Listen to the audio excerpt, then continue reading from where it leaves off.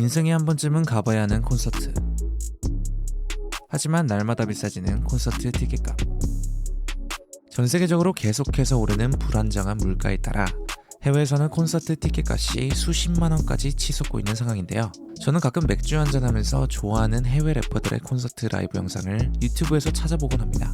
아니 그 비싼 돈을 내고 빼곡히 모여있는 수만 명의 관객들을 보면서 와, 이 사람들 한 명당 티켓값이 10만 원이라고 해도 이게 도대체 얼마일까 하고 계산기를 두드리게 되더라고요. 이게 정말로 어마어마한 금액이거든요. 세계 최대의 공연 기획사인 라이브 네이션은 여름 투어와 페스티벌 시즌이 겹치는 3분기 매출만으로도 2년 연속 약 10조 원의 실적을 올렸다고 하니 전 세계적으로 얼마나 많은 사람들이 자신의 최애 아티스트 콘서트를 직관하기 위해 얼마나 큰 돈을 기꺼이 쓰고 있는지를 확인할 수 있었습니다.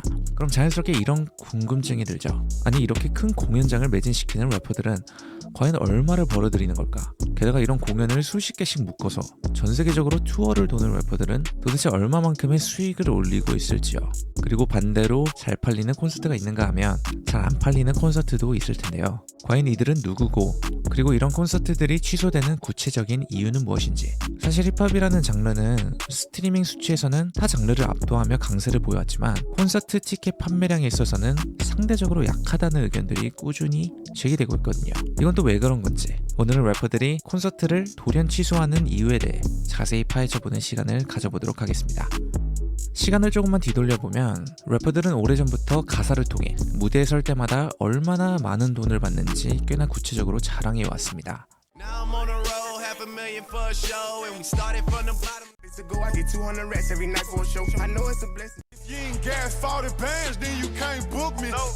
현재 계속해서 이슈가 되고 있는 드레이크는 켄드릭과 디스전이 벌어지기 전 24년 2월에 마침표를 찍은 It's All a Blur이라는 4년 만의 북미 투어로 거의 1년 동안 80회의 공연을 진행하며 총 약 130만 장의 콘서트 티켓을 팔아 역대급인 4,500억 원의 매출을 기록하였습니다. 여기서 더 놀라운 점은 이번 투어 중 워싱턴 DC에 위치한 캐피털 원 어리나에서 열린 한 공연에서 드레이크가 하루당 무려 500만 불의 출연료를 받으며 힙합 역사상 처음으로 공연 한 번으로 약 67억 원을 벌어들인 래퍼가 되었다는 사실입니다. 드레이크는 워싱턴 DC에서 이틀간의 공연으로 총 130억 원을 벌며 그의 곡 제목처럼 그가 정말로 팝스타라는 사실을 증명했죠. 이 공연의 평균 티켓 가격은 무려 40만 원. 솔직히 이 정도의 가격은 찐팬이 아니라면 쉽게 낼 수 없는 금액이잖아요. 그런데도 이 공연을 보기 위해 이틀 동안 약 3만 5천 명의 팬들이 공연장을 찾았습니다. 솔직히 말하면 드레이크는 원한다면 5만 명 이상의 관객을 수용할 수 있는 스타디움급 베뉴도 충분히 매진시킬 수 있는 아티스트라고 생각합니다. 그런데도 그는 굳이 2만 명의 사이즈의 아레나를 선택했어요. 아티스트가 더 큰 곳에서 공연을 하면 당연히 무대로부터 관객들의 시야가 더 멀어지고 몰입도가 떨어지지만 드레이크를 사랑하고 응원하는 팬들이 더 많이 올 수 있고 평균 티켓값이 낮아져 팬들에게도 메리트가 있었을 텐데 말이죠. 하지만 드레이크는 한 수 앞을 더 내다봤습니다. 그는 의도적으로 티켓 부족 현상을 만들어 이건 절대로 놓쳐서는 안 되는 쉽게 볼 수 없는 공연이라는 브랜딩 전략을 선택했죠. 결과적으로 더 높은 티켓 가격으로 수익을 극대화했을 뿐만 아니라 이번 공연에 오지 못한 그 지역의 팬들에게도 포모 현상을 자극하며 드레이크는 다음번에 그 지역으로 투어를 올 때 지난번에 매진으로 인해서 오지 못한 수만 명의 팬들을 자극해 높은 가격임에도 빠르게 매진될 수 있도록 자신의 공연 희소성 가치를 확고히 다지는 매우 영리하면서도 전략적인 접근을 보여준 것이라고 저는 봅니다. 이번에 약 4,320억 원의 투어 매출을 기록한 드레이크의 It's All a Blur 투어는 약 1,500억 원의 매출을 기록한 켄드릭 라마의 Big Steppers 투어를 제치며 역대 래퍼들 중 단독 1위로 가장 큰 매출을 올린 투어로 기록되었습니다. 매출 2위의 영광은 밀라노에서 무려 8만 명의 팬들이 공연장으로 벌떼처럼 몰리며 관객들이 땅이 흔들리는 경험을 했다며 지진 소동까지 벌어진 트래비스 스캇의 Circus Maximus 투어가 가져갔는데요. 2024년 10월 공연을 마지막으로 1년여 동안 무려 20개 국가 총 77개 도시를 돌며 약 2,900억 원의 매출을 기록했죠. 이는 켄드릭 라마를 제치고 드레이크의 뒤를 이어 역대 래퍼 투어 매출 2위에 올랐으며 특히 솔로 래퍼 투어 매출로는 21 Savage와 제이 콜과 함께 투어를 진행한 드레이크를 앞서며 사실상 더 대단한 결과를 만들어냈다고 할 수 있습니다. 그리고 2025년 올해 4월부터 시작되는 투어죠. 새 앨범으로 돌아온 켄드릭 라마와 스자가 함께 도는 스타디움 투어가 어떤 결과를 만들어낼지에 따라 투어 매출 순위가 다시 한번 뒤바뀔 가능성도 있어 보이고, 특히 여기서 재밌는 점은 켄드릭이 이번 투어에 드레이크의 고향인 토론토에서 드레이크 본인조차 서보지 못한 토론토 내 가장 큰 스타디움 베뉴에서 이틀간 공연을 진행할 예정입니다. 게다가 이 공연 날짜가 미국의 아버지의 날 주간으로 잡혀 있어서 또 이게 어떤 흥미로운 장면들이 연출될지 매우 기대가 되는 상황입니다. Dear Adonis, I'm sorry that man is your father. Let me be honest. 이런 슈퍼스타들의 투어를 통해 조 단위의 매출을 올리는 공연 주최사들의 큰손들, 이들은 이마저도 부족하다고 느꼈는지 아티스트를 향한 팬들의 순수한 팬심을 이용해 콘서트 매출을 조금이라도 더 올리기 위해 불법적인 방법을 사용한다고 알려져 있습니다. 이게 바로 티켓 사고 팔기, 즉 암표 거래인데요. $125,000 worth of budget to go ahead and buy all these tickets. Did you just physically go on the computer and buy them yourself, or what did you do? So say Mike takes out his phone and he goes to Ticketmaster website that took him 30 seconds. We watch Mike put his credit card information in there. He sit and think about it. Do I gotta ask, you know what I'm saying, my significant other whether I can go to this concert or not? So now you done took 2 minutes to think about that $300 you about to spend. When you press that send button and it accepts the payment, you just spent 6 minutes for a purchase. You understand what I'm saying? I gotta take 6 minutes in between purchases to not trigger a fraud detection. I use a bot. I need to purchase these tickets at 6-minute intervals, and I need to do this shit when everybody is asleep. And I'm sitting on extra tickets, man. I can relist them on Ticketmaster, or I can relist them on another website we call StubHub. Buy it low and flip it high. I resold them tickets, yo, for $500,000. So that's called scalping, bro. That's what a Live Nation does. We watch how they can sell out a Metallica, a Jay-Z, a Kanye West concert. All right? Live Nation, one of the biggest plugs in the world. They own the venues, right? Their job is to pack the venues out by any means necessary. They fill out their venues by buying all the tickets up, and then they be like, yo, sold out. 영상에서 보신 것처럼 암표 거래는 국내뿐만 아니라 해외에서도, 특히 미국에서 많은 논란을 빚고 있는 문제입니다. 2022년에는 테일러 스위프트 콘서트 티켓이 유명 티켓 리셀 사이트 스톱펍에서 무려 5천만 원 가까이 재판매된 사례도 있었는데요. 이 문제를 해결하기 위해 미국 미네소타주에서는 티켓을 원래 가격보다 높게 재판매하는 행위를 금지하는 테일러 스위프트 법이라는 법안이 논의되기도 했습니다. 현재 미국 주요 콘서트 티켓의 약 80%는 티켓마스터라는 플랫폼을 통해 판매되고 있는데요. 국내로 따지자면 인터파크와 비슷하다고 볼 수 있죠.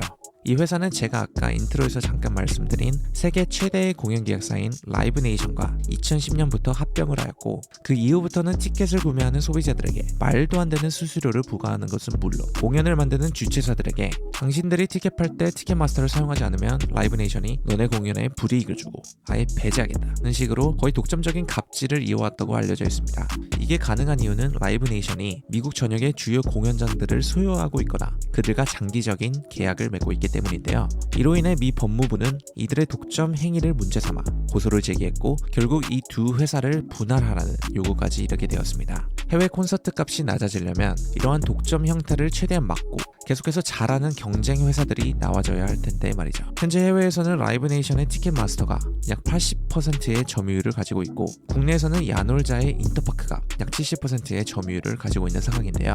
다만 야놀자는 공연보다는 숙박, 항공 등의 OTA 업계에 집중하고 있어 다행히 라이브 네이션과 같은 독점적인 갑질까지는 이어지지 않을 가능성이 높아 보입니다.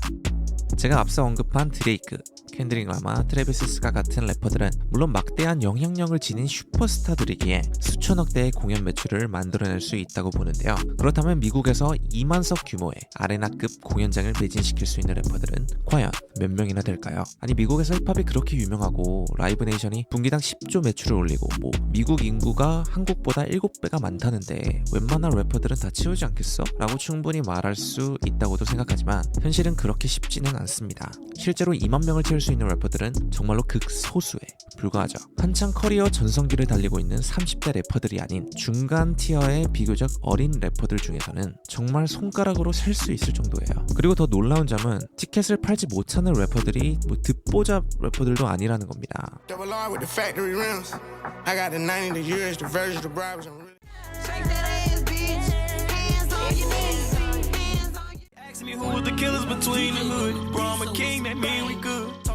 힙합 팬이라면 누구나 알 법한 이름들이고 빌보드 차트 순위에도 여러 번 이름을 올린 말 그대로 네임드 래퍼들인데요. 그런데 왜 이들은 티켓을 팔지 못할까요? 왜 이들의 콘서트에는 사람들이 모이지 않는 걸까요? 예를 들어 2023년 릴 베이비의 It's Only Us 라는 투어는 팬들에게 아무런 공지도 없이 32개 도시 중 10개의 주요 공연을 아무도 모르게 조용히 취소했습니다. 이러한 조치에 대해 누가 봐도 티켓이 팔리지 않아 생긴 쪽팔림을 빠르게 덮으려는 속셈으로 비춰졌고, 이는 많은 팬들과 여론의 질타를 받았죠. 특히 아무런 설명도 없이 돌연 취소한 점이 팬들의 분노를 폭발시키는 결정적인 이유가 되었습니다. 그리고 섹시 레드 같은 경우는 공연이 코앞으로 다가온 상황에서 티켓 판매 부진 소식과 이에 따른 취소 가능성에 대한 기사들이 나오자 얘들아, 티켓들은 여전히 잘 팔리고 있고 그딴 취소 같은 건 안 해. 이 기사들 다 구라야 라고 트위터를 통해 반박했지만 결국 그녀의 자신감 있는 발언들과는 달리 몇몇 도시 공연이 실제로 취소가 되었죠. 릴더크는 릴베이비가 취소 공지를 내린 며칠 후 5개의 도시를 제외한 24개의 공연을 심한 탈수 증상에 따른 건강 문제를 이유로 돌연 취소하였습니다. 그런데 여기서 의문스러운 점은 24개의 공연을 취소할 정도로 몸이 아팠다면 투어를 전체적으로 취소하는 게 더 논리적인데 그 와중에 5개의 도시는 굳이 강행했다는 점입니다. 더군다나 이 5개의 일정이 투어 후반부에 겹쳐 있는 것도 아닌 초반과 중간에 배치되어 있다는 점도 의아하죠. 혹시 투어가 전반적으로 티켓 판매가 저조해서 수익이 난 도시만 골라서 공연을 진행한 건지, 아니면 정말 건강상의 이유로 어쩔 수 없이 대부분의 일정은 취소했지만 팬들에게 너무 미안해서 5개 도시만이라도 진행하게 한 것인지는 결국 그들만이 알지 않을까 싶습니다. 예전부터 몇몇 래퍼들은 공연 날짜 직전에 부득이한 사정이나 피치 못할 이유를 내세워 갑자기 공연을 취소하는 경우들이 많았는데요. 물론 정말로 무슨 일이 생겨서 공연을 취소했을 수도 있겠죠. 그렇게 믿고 싶은 마음은 굴뚝 같고 이 모든 경우가 전부 다 거짓말이라고 단정 지을 수는 없지만, 이 부분에 대해서 티페이는 텅텅콘이 된 자신의 공연을 취소한다는 소식을 전하며 인스타 라이브를 통해 솔직한 심정을 털어놨습니다. What's good, guys? It's your boy T-Pain. You know, I wasn't as hands-on with the planning and things as I should have been because I've been busy as hell. And I just thought since, you know, the first One Up tour went well and sold out every city, then this should be good. But I'm going to take it upon myself to cancel the One Up DLC tour. Let me tell you, I was advised to lie about this and say that, I needed some alone time or me time and some shit like that, or you know, I needed time to spend with my family or some medical attention or something like that. Just don't make it look like we fucked up. I know, and most artists lie. Whenever concerts get canceled or tours get canceled, it's for low ticket sales. It ain't really about, you know, whatever the fuck reason they say. And I think that's wrong. That's fucked up. 아무리 스트리밍 수치가 몇 천만, 몇 억에 달하더라도 2만 명 정도의 티켓을 매진시키는 건 보시다시피 정말로 쉽지 않은 일입니다. 음악은 스포츠와 달리 얼마나 많은 사람들이 너를 좋아하느냐의 싸움이기 때문이죠. 스포츠는 결과가 분명합니다. 팀이 우승을 하고 승패가 결정되죠. 아무리 사람들이 손흥민을 싫어한다고 해도 그가 팀에서 골만 잘 넣어준다면 토트넘 구단주는 전혀 개의치 않고 두둑한 계약금을 챙겨줄 겁니다. 하지만 음악은 좀 다르죠. 마치 팀 내 유니폼 판매처럼 음악은 아티스트의 이미지와 그에 비례한 인기가 매우 중요합니다. 결국 음악의 성공은 단순히 실력만이 아니라 아티스트의 이미지와 대중들의 반응에 매우 큰 영향을 받기 때문에 그 결과가 더 복잡하고 미묘한 것이고, 대중들이 아티스트에게 등을 돌려버리는 순간 모든 것이 끝이 나버리는 거죠. 대중들이 어떠한 아티스트를 얼만큼 좋아하느냐를 가장 잘 판단해주는 지표는 단순히 얼마나 많은 클라웃을, 즉 미디어에 얼마나 자주 비춰지고 차트에 얼마나 올랐고 SNS에서 얼마나 인기가 많은지보다, 콘서트가 열리면 PC방에서 광클하면서 티켓을 사주고 앨범이 나오면 사주고 굿즈가 나오면 사서 항상 자랑스럽게 입고 다녀주는 이러한 찐팬층이 얼마나 두터운지가 훨씬 더 중요한 것이라고 할 수 있습니다. 그리고 앞서 언급한 레오베이비 같은 래퍼들은 이름값에 비해 찐팬층이 부족한 경우라고 볼 수 있는데요. 여기서 가장 큰 문제는 아티스트가 본인의 클라웃을 찐팬층이라고 착각해 본인 주제에 맞지 않는 너무 큰 공연장을 선택했다가 당연히 예상보다 티켓이 팔리지 않으면 매우 수치스러운 상황을 맞게 되는 것입니다. 차라리 조금 더 현실적인 스탠스를 취해서 본인이 예상한 수치보다 작은 공연장에서 진행해 티켓을 매진시킬 확률을 높이고, 만약 매진이 된다면 하루를 더 추가하는 방식으로 팬들 사이에서 공연 하루만 더 열어주세요, 다음에는 더 큰 베뉴에서 해주세요 라는 이야기가 자연스럽게 나오는 것이 것이 아티스트의 이미지에도 훨씬 더 좋다고 보여지는데요. 하지만 애초에 어디서 공연을 할지조차 본인이 영향력이 엄청나지 않은 이상 래퍼 본인이 직접 결정하지 못하고 대부분 레이블 내 높은 관계자들이 선택한다는 점, 그리고 메이저 레이블들이 아티스트에게 큰 돈을 투자한 만큼 투어를 통해 최대한 많은 수익을 회수하려는 욕심 때문에 투어를 할 때 큰 공연장을 선호한다는 점에서 문제가 생기는 것으로 보입니다.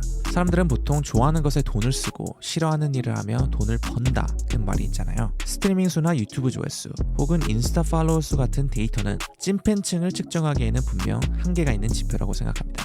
왜냐면 이 숫자들은 아티스트와 팬의 관계를 형성하는 핵심적인 지표라기보다 단순히 소비 형태에 가까운 수치이기 때문이죠. 오히려 앞서 말한 피지컬 앨범 판매량, 굿즈 판매량, 저번 단콘에는 몇 명이 왔는지 같은 돈과 직접적으로 연결된 수치가 찐팬층을 파악할 수 있는 더 합리적인 기준이라고 볼 수 있는데요. 물론 팔로워 수가 많으면 더 유명해 보이죠. 사람들이 이 아티스트의 음악을 더 많이 듣는 것처럼 표면적으로 보이게 되고 가치가 더 높다고 생각할 수 있겠죠. 하지만 그렇다고 해서 그 아티스트의 단콘에 더 많은 사람들이 찾아오거나 광고를 찍거나 할 때 광고료를 더 많이 받게 되는 건 전혀 아니라는 겁니다. 그리고 이게 더 재밌는 건 스트리밍 수나 조회수, 팔로워 수 같은 숫자들은 사재기라는 것을 통해 돈만 주면 조작이 가능하다는 사실입니다. 제가 이 사재기라는 주제에 대해서도 좀 더 심도 있게 다른 영상에서 다뤄볼 예정인데요. 이렇게 흥미로운 업계 정보들을 알고 나면 여러분이 연예계와 음악 산업을 들여다보는 시각 자체가 훨씬 재미있어지실 거예요. 그래서 앞으로도 많은 시청 부탁드리겠습니다. 그래서 저는 요즘 대부분의 래퍼들이 인지도에 비해 공연 티켓을 팔지 못하는 이 씁쓸한 현상이 끊임없이 반복되는 이유 중 하나가 최근 대형부터 중소형 레이블들까지 아티스트가 천천히 팬베이스를 쌓아가는 방향보다는 결과적으로 최대한 빠르게 몸집만 커 보이게 만드는 과장된 마케팅의 결과 때문이라는 생각이 듭니다. 솔직히 숫자에만 집착하는 마케팅은 인플루언서를 만드는 방식이지 아티스트를 적절하게 조명하는 방법은 아니라고 보는데요. 이런 방법은 장기적인 투자라기보다 단기적인 이익을 노리는 성격이 강해 시장 트렌드의 변동성을 활용하는 투기와 더 가깝다고 볼 수가 있죠. 인플루언서는 트렌드에 따라 쉽게 대체되는 존재지만 탄탄한 찐팬층을 기반으로 오랜 커리어를 유지하는 아티스트들은 단기간에 유명해진 사례가 매우 드물거든요. 메이저 레이블들이 그들이 가진 큰 자본과 인맥들을 이용해 소속 아티스트들을 인터넷상에서 유명하게 만들려고 애쓰는 과정에서 결국 이런 거품이 끼는 게 아닐까 싶습니다. 최근 힙합씬에서도 점점 더 자극적인 캐릭터로만 승부를 보는 아티스트들이 계속해서 늘어나고 있는 점이 이를 뒷받침하는 사례라고 생각하는데요. 혹시 카디비가 지금까지 단콘 투어를 단 한 번도 돈 적이 없다는 사실 알고 계셨나요? 이제 한번 생각해보세요. 왜 그런 걸까요? 카디비는 단콘 대신 롤링 라우드 같은 대형 페스티벌에서 헤드라이너로 선 적이 여러 번 있습니다. 이러한 페스티벌은 주최사가 아티스트 개런티를 선정할 때 가장 중요하게 보는 요소 중 하나가 본인의 단콘에서 몇 명의 관객을 채울 수 있는가라는 겁니다. 주최사 입장에서는 이 데이터를 기반으로 페스티벌 티켓을 과연 몇 장이나 팔 수 있을지 대략적으로 추산할 수 있기 때문이죠. 제 생각에는 카디비가 투어를 돌게 된다면 솔직히 몇몇 도시에서 1, 2만 석 정도는 채울 수 있을 것 같지만 솔직히 말해 이 정도 수치는 그녀의 전 세계적인 유명세에 비하면 상대적으로 약하다고 느껴질 따름인데요. 그래서 어쩌면 카디비가 투어를 통해 본인의 실제 티켓 판매량이 적나라하게 드러나는 걸 우려해서 지금까지 단 한 번도 투어를 돌지 않았던 것이 아닐까 하는 조심스러운 의문이 들기도 하는 것이죠. 이에 반해 힙합씬에서 큰 인정이나 주목도 받지 못하고 심지어 빌보드 차트 순위에서는 잘 보이지도 않으며 누가 제 음악을 들어? 라는 말이 나올 정도로 인지도는 낮지만 정작 투어를 돌면 2만석의 아레나를 꽉꽉 채우는 래퍼들이 있습니다. NF, 러스, 라드웨이브 같은 아티스트들인데요. I know this probably isn't really realistic, and honestly, I might not ever make a difference. I know I'm fine, but the money makes me handsomer. Walk around smelling. Heart been broke so many times, I don't know what to believe. 이들은 앞서 언급한 레오 베이비보다 인지도나 인스타 팔로워 수는 적지만 두터운 찐팬층이 있다는 점을 아레나 매진이라는 결과로 증명해냈습니다. 스트리밍 데이터는 사재기로 조작할 수 있지만 팔로워 수나 조회수는 돈으로 살 수 있지만 공연장에서 팬들이 가사 하나하나를 따라 부르는 그 생생한 떼창은 절대 돈으로 살 수도 꾸밀 수도 없으니까요. 단콘은 단순히 공연이라는 개념을 넘어 내가 좋아하는 아티스트와 또 나와 같이 그를 좋아하는 수많은 팬들과 한 공간에서 감정을 나누고 잊지 못할 추억을 만드는 자리입니다. 이건 인터넷에서 가볍게 소비되는 것과는 차원이 다른 깊은 의미를 가지는 거죠. 특히 여기서 주목할 점은 NF와 러스가 어떠한 메이저 레이블에도 소속되지 않은 인디펜던트 아티스트라는 사실인데요. 찐팬들은 2만 명이 올 정도로 많지만 이렇게 인디펜던트 아티스트들이 씬에서 큰 인정을 받거나 대중들의 주목을 받지 못하는 이유는 메이저 레이블처럼 막대한 자본과 매체력을 활용해 그 최전선까지 홍보할 수 없기 때문이라고 볼 수 있습니다. 몇 억을 틱톡 광고에 쓰고 몇 억을 인스타 광고에 쓰고 몇 억을 유튜브 조회수, 음원 사재기 뭐 이런 것들에 쓰는 거예요. 그리고 또 이거는 대형 레이블과 계약했다고 해서 아티스트로서의 성공이 자동적으로 보장되지 않는다는 것을 보여주죠. 물론 앞서 말한 릴베이비 같은 래퍼들이 앞으로 망할 거라는 의미는 전혀 아닙니다. 이들은 이미 대중적으로 충분히 알려진 래퍼들이고 좋은 활동을 지속적으로 이어간다면 판은 언제든지 뒤집힐 수도 있다고 생각하는데요. 다만 현재로서는 그들의 인지도와 유명세에 비해 찐팬층의 규모가 상대적으로 부족하다는 점은 그 누구도 부인할 수 없는 현실 같은 거죠. 아티스트는 대중들을 설득하는 직업이라고 생각합니다. 진심으로 자신을 응원해주는 찐팬층을 넓히려면 앞으로의 본인 행보에 대해 끊임없이 고민하고 어떤 모습을 보여줄지에 대한 아티스트로서의 자아 성찰이 필요하다고 생각합니다. 결국 이 게임의 본질은 팔로워 수나 조회수가 아니라 얼마나 진정성 있는 팬들이 아티스트와 함께 얼마나 걸어가 주냐, 이거에 모든 게 달려있는 거거든요. 또 다음에 기회가 된다면 찐팬층이 많은 래퍼들과 그렇지 않은 래퍼들의 차이점, 그리고 아티스트로서 두터운 찐 팬덤을 만들기 위해 어떠한 방법들이 필요한지에 대해서도 저만의 개인적인 의견을 담아 영상을 만들어 보도록 하겠습니다. 그럼 다음에 뵙겠습니다. 감사합니다.